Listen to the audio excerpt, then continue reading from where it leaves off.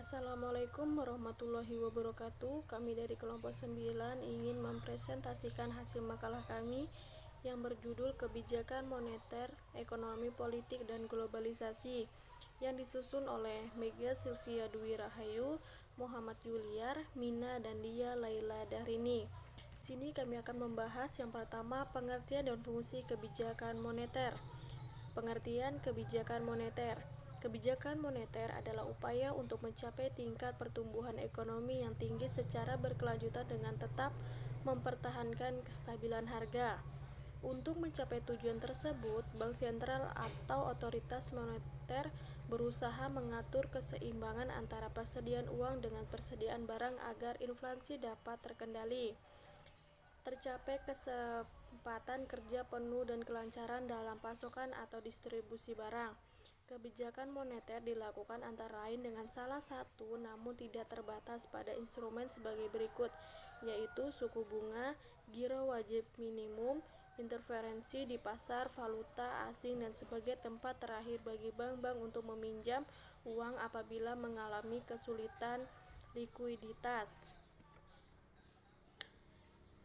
Fungsi dari kebijakan moneter.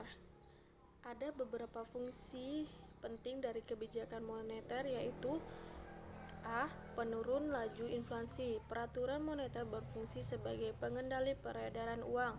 Apabila terlalu banyak uang yang beredar di masyarakat, inflasi menjadi sebuah permasalahan yang tidak dapat dimungkiri. Nah, pembuatan kebijakan keuangan akan membantu mengatasi hal tersebut. Yang B. Menjaga kestabilan harga. Sebagai salah satu kewajiban ekonomi makro, kebijakan moneter mencakup permasalahan yang terkait di dalamnya, termasuk inflasi. Keberadaan fenomena inflasi menyebabkan kenaikan harga barang dan jasa secara signifikan dalam kurun waktu singkat. Maka dari itu, dibutuhkan peraturan moneter yang mampu menjaga kestabilan harga jual beli. Yang C. Penjaga iklim investasi. Penanaman modal alias investor akan melihat-lihat beberapa faktor penting, seperti tingkat suku bunga. Adanya kebijakan keuangan membuat suku bunga dapat dikontrol dengan baik. Yang D. Peningkat neraca pembayaran. Transaksi ekonomi internasional yang dilakukan oleh penduduk dalam negeri dan penduduk luar negeri dicatat dalam neraca pembayaran. Yang E. Penstabil nilai tukar mata uang. Masing-masing negara memiliki mata uang yang berbeda sehingga diperlukan nilai tukar sebagai alat ukurnya. Nilai tukar akan berhubungan erat dengan peraturan moneter. Pasalnya, ketika nilai tukar mata uang nasional melemah, daya beli masyarakat pun akan ikut menurun. Yang F. Penyedia lapangan kerja. Bagaimana bisa peraturan moneter dihubungkan dengan lapangan pekerjaan? Pembuat kebijakan atau bank sentral mempunyai wewenang untuk mengatur nilai suku bunga. Ketika lapangan pekerjaan semakin menipis, bank sentral akan meningkatkannya dengan cara menurunkan tingkat suku bunga agar kegiatan ekonomi menjadi terdorong. 2. Instrumen kebijakan moneter. Agar tujuan kebijakan moneter dapat tercapai, bank sentral menggunakan instrumen-instrumen kebijakan moneter seperti berikut. 1. Kebijakan operasi pasar terbuka. Operasi pasar terbuka adalah salah satu kebijakan yang diambil bank sentral untuk mengurangi atau menambah jumlah uang beredar. Kebijakan ini dilakukan dengan cara menjual sertifikat Bank Indonesia atau membeli surat berharga di pasar modal. 2. Kebijakan diskontrol. Diskontrol adalah pemerintah mengurangi atau menambah jumlah uang beredar dengan cara mengubah diskontrol bank umum. Jika bank sentral memperhitungkan jumlah uang beredar telah melebihi kebutuhan atau gejala inflasi, bank sentral mengeluarkan keputusan untuk menaikkan suku bunga. Dengan menaikkan suku bunga akan merangsang keinginan untuk menabung. 3. Kebijakan cadangan kas. Bank sentral dapat membuat peraturan untuk menaikkan atau menurunkan cadangan kas atau kas ratio. Bank umum menerima uang dari nasabah dalam bentuk giro, tabungan, deposito, sertifikat deposito, dan jenis tabungan lainnya. Ada persentase tertentu dari uang yang disetorkan nasabah yang tidak boleh dipinjamkan. 4. Kebijakan kredit ketat. Kredit tetap diberikan bank umum, tetapi pemberiannya harus benar-benar didasarkan pada syarat 5C, yaitu karakter, capability, collateral, capital, dan condition of economy. Dengan kebijakan kredit ketat, jumlah uang yang beredar dapat diawasi. Langkah kebijakan ini biasanya diambil pada saat ekonomi sedang mengalami gejala inflasi. 5. Kebijakan dorongan moral. Bank sentral dapat juga mempengaruhi jumlah uang beredar dengan berbagai pengumuman, pidato, dan edaran yang diajukan pada bank umum dan pelaku moneter lainnya. Isi pengumuman, pidato, dan edaran dapat berupa ajakan atau larangan untuk menahan pinjaman, tabungan, atau melepaskan pinjaman. 3. Kebijakan moneter yang mendorong kenaikan fiskal. Berkembang atau majunya suatu negara dapat dilihat dari tingkat ekonominya.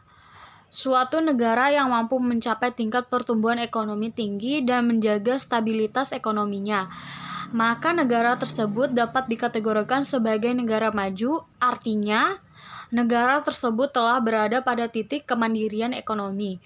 Demikian pula sebaliknya. Kebijakan fiskal merupakan langkah-langkah yang dilakukan pemerintah untuk mengelola dan mengarahkan perekonomian agar bergerak ke arah yang lebih baik atau yang diinginkan, dengan cara mengatur penerimaan di sektor pajak dan pengeluaran pemerintah guna mempengaruhi pengeluaran agregat dalam perekonomian. Sementara kebijakan moneter dapat dipahami sebagai langkah-langkah yang dilakukan oleh bank sentral untuk mencapai dan memelihara stabilitas nilai mata uang melalui pengendalian jumlah uang beredar dan menetapkan suku bunga.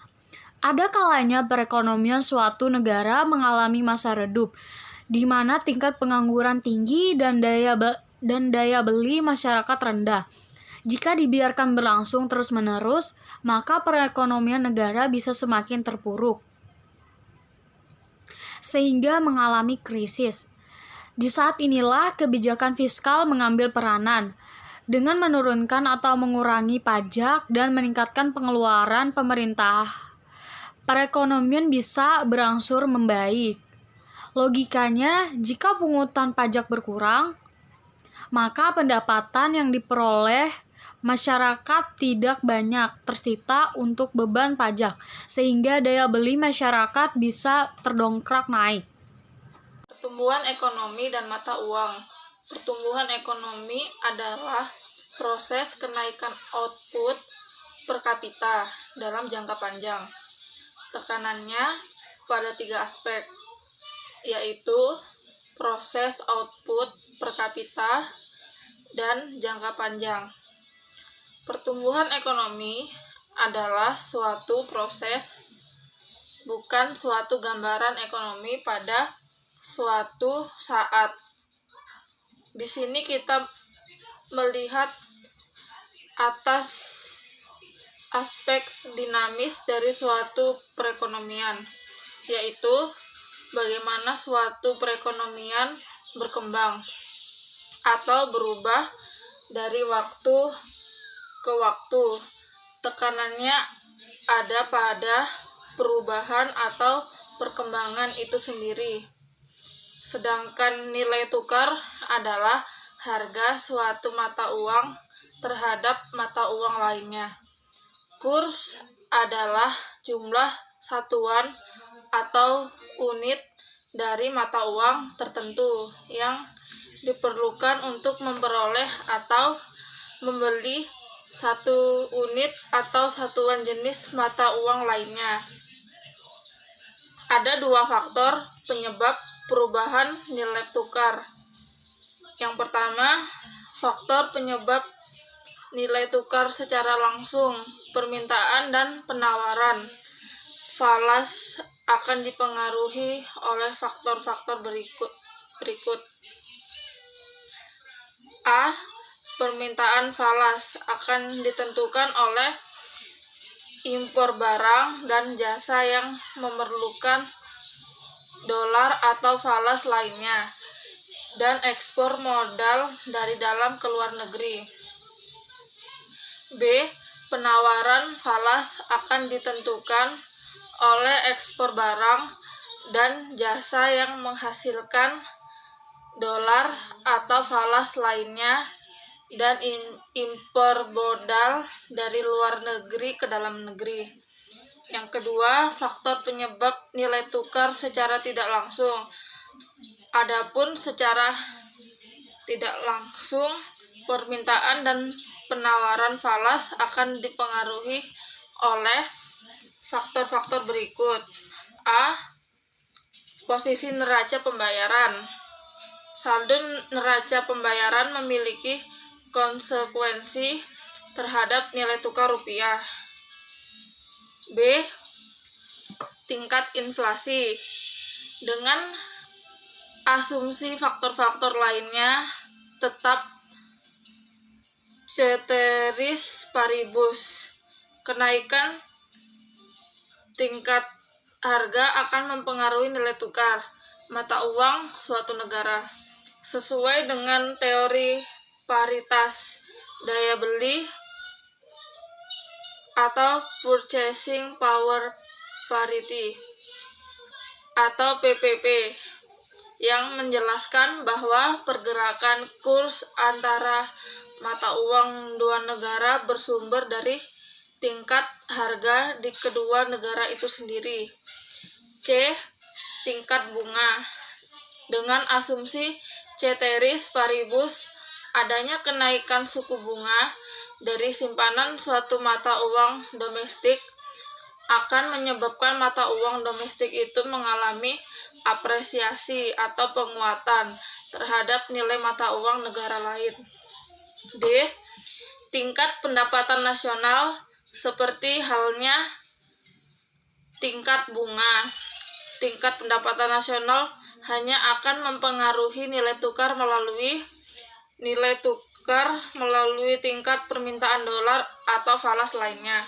Kebijakan moneter. Kebijakan pemerintah untuk mempengaruhi kegiatan ekonomi dapat mempengaruhi pergerakan kurs. Misalnya, kebijakan Bank Indonesia yang bersifat ekspansif atau dengan menambah jumlah uang beredar akan mendorong kenaikan harga-harga atau inflasi. F. Ekspektasi dan spekulasi. Untuk sistem nilai tukar yang diserahkan kepada mekanisme pasar secara bebas, seperti halnya rupiah dan sebagian besar mata uang negara-negara di dunia, perubahan nilai tukar rupiah dapat disebabkan oleh faktor non-ekonomi. Misalnya, karena ledakan bom atau gangguan keamanan akan berpengaruh terhadap kondisi perekonomian dalam negeri. Fluktuatif foreign currency dan pengaruhnya terhadap kinerja keuangan.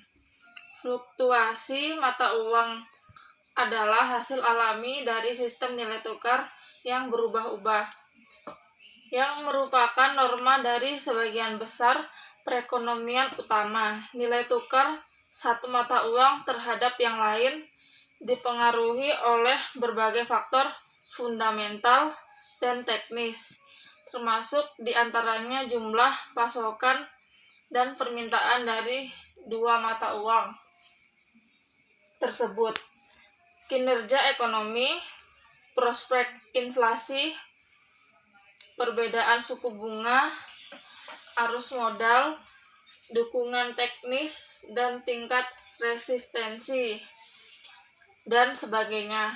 Nilai tukar atau yang disebut kurs mata uang adalah perbandingan harga nilai mata uang domestik dengan mata uang asing.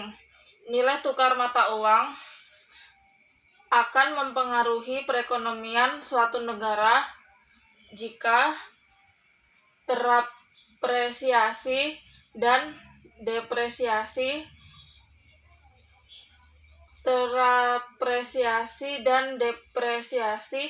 nilai tukar disebut fluktuasi nilai tukar.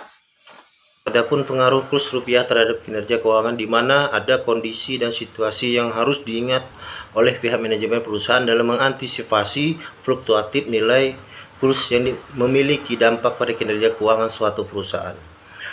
Karena itu ada beberapa tanda-tanda yang harus selalu diamati oleh pihak manajemen perusahaan, yaitu yang pertama, jika nilai mata uang domestik mengalami pelemahan terhadap mata uang asing, maka salah satu kebijakan yang ditempuh untuk mengatasi masalah ini adalah dengan melakukan take money policy. Take money policy itu adalah kebijakan uang ketat. Kebijakan pemerintah ini terdapat pada kinerja keuangan perusahaan. Pada kondisi take money policy terdapat pada sulitnya suatu pihak perusahaan mendapatkan pinjaman kredit dari perbankan dengan bunga yang rendah, sehingga menyebabkan berbagai kebijakan kebutuhan dana yang bersumber dari eksternal, khususnya perbankan yang mengalami permasalahan.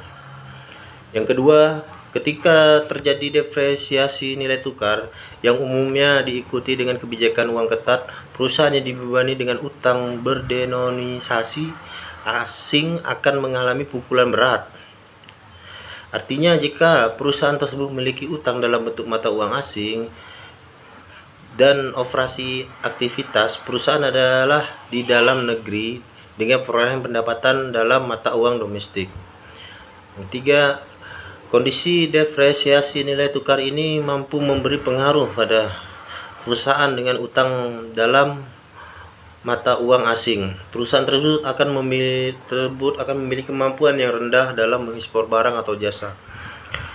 Utang dalam mata uang asing yang besar dengan tingkat pendapatan dari ekspor yang rendah akan menurunkan nilai perusahaan secara sangat signifikan. Yang keempat, kondisi fluktuatif kurs mata uang menyebabkan perusahaan akan mengalami gangguan dari segi cadangan yang dimilikinya, dalam artian jika fluktuatif tersebut terlalu tinggi akan mampu menguras cadangan yang ada dalam jumlah yang banyak dalam konteks dipakai untuk mempertahankan dan menstabilkan kondisi keuangan perusahaan. Dan jika ini terus terjadi tanpa ada waktu yang jelas, maka perlahan-lahan akan mendorong perusahaan ke arah failit. Baiklah, demikian kesimpulan dari makalah ini. Kebijakan moneter adalah proses mengatur persediaan uang sebuah negara untuk mencapai tujuan tertentu, seperti mencapai pekerja penuh atau lebih sejahtera. Kebijakan moneter dapat melibatkan menggeser standar bunga pinjaman, margin requirement, kapitalisasi untuk bank, atau bahkan untuk bertindak sebagai peminjam usaha terakhir, atau melalui persetujuan melalui negosiasi dengan pemerintah lain. Agar tujuan kebijakan moneter dapat tercapai, bank sentral menggunakan instrumen-instrumen kebijakan moneter, baik itu dari sektor ekonomi, tidaklah pasti karena dipengaruhi oleh beragam faktor baik internal maupun eksternal. Pengaruh dari sisi eksternal cenderung lebih mudah diantisipasi dan diatasi, namun tidak ada pengaruh eksternal. Faktor-faktor eksternal seperti mekanisme pasar, permintaan pasar, dan persaingan akan sulit dikendalikan. Sebab itu, negara memiliki dua perangkat kebijakan yang bisa dilakukan untuk menjaga stabilitas ekonomi, yaitu kebijakan fiskal dan moneter. Baiklah, demikian presentasi makalah dari kami kelompok 9 tentang kebijakan moneter, ekonomi politik, dan globalisasi. Kurang lebihnya mohon maaf. Wassalamualaikum warahmatullahi wabarakatuh.